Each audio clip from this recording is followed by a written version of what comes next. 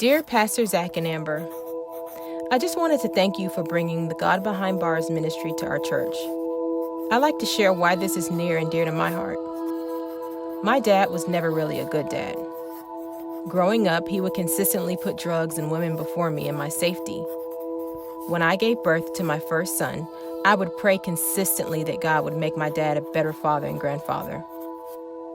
In 2003, my dad was arrested for possession and trafficking ecstasy and cocaine. He was never physically caught with drugs on him, so the amount of time in jail should have been minimal. This particular drug bust, however, was a big bust that had been under investigation for about 4 years. The most time anyone had received was 5 years, and these were the big guys. We were all pretty scared, to say the least. I talked with my dad and realized that none of what was happening had shaken him enough to want to change his ways. Even after sitting in jail for almost a year awaiting trial, I then began to pray, Lord, please don't let my dad out if he's not going to change. If he is going to go back to his old ways, just keep him in jail.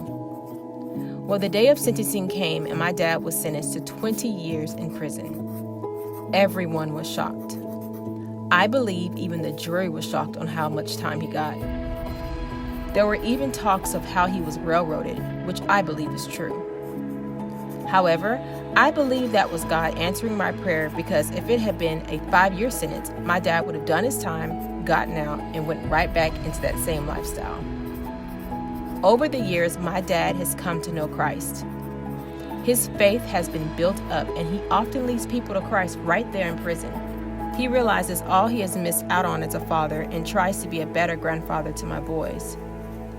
He has a year and a half left after being in prison 17 years, and I know that without ministries like God Behind Bars, a God-fearing man would not be coming home. You asked everyone to give above and beyond our normal giving, and this was a challenge I believe God called me to. It is definitely out of my comfort zone, but my faith is in Jesus. I also want my boys to know their mother was obedient to God and always rooted my trust in Him. Thank you again for introducing our church to God Behind Bars, and I can't wait to volunteer and see more lives change. God bless. Katrena.